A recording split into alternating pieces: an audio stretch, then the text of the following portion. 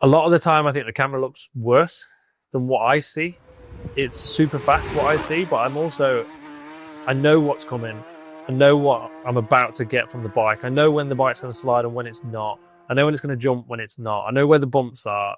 So when you've processed something already before it's happened, it's all slows down. And this is what I've tried to explain it to people when they say, how can you see at that sort of speed?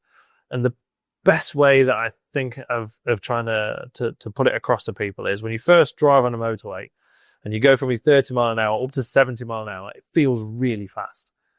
And of course, no one goes above 70 mile an hour, do you? Because that's the law. You get to 70 mile an hour and your brain's on catch-up mode. And it's like, whoa, what's all this information that's now hitting me a lot faster than what it was? So it feels really fast. But after 10 minutes, you quite often find yourself creeping up and not even realizing you're going faster than that. And what that is your brain is now caught up to the speed you were doing. Instead of taking in the information that's just in front of you, it starts taking in the information that's a lot further ahead of you. And once your brain starts to do that, everything starts to slow down, which is why after 5 or 10 minutes, you suddenly start finding yourself at 75 and 80 without even realizing you've done it. And you go, I'm going too fast. You have no idea that you've done that. And then when you slow down and come off the motorway and do 30 mile an hour again, it feels like you stood still. But if you were to jump out of that car at 30 mile an hour, you'll realize 30 mile an hour is actually still quite fast.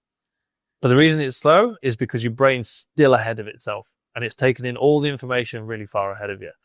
And that's why it feels slow. The exact same thing happens when you go road racing or even short circuit racing. You know, we touch 180, 190 mile an hour at places like Thruxton, but just for a very short period of time. Yeah. The difference on the roads is we sit 180 to 200 mile an hour for a long period of time.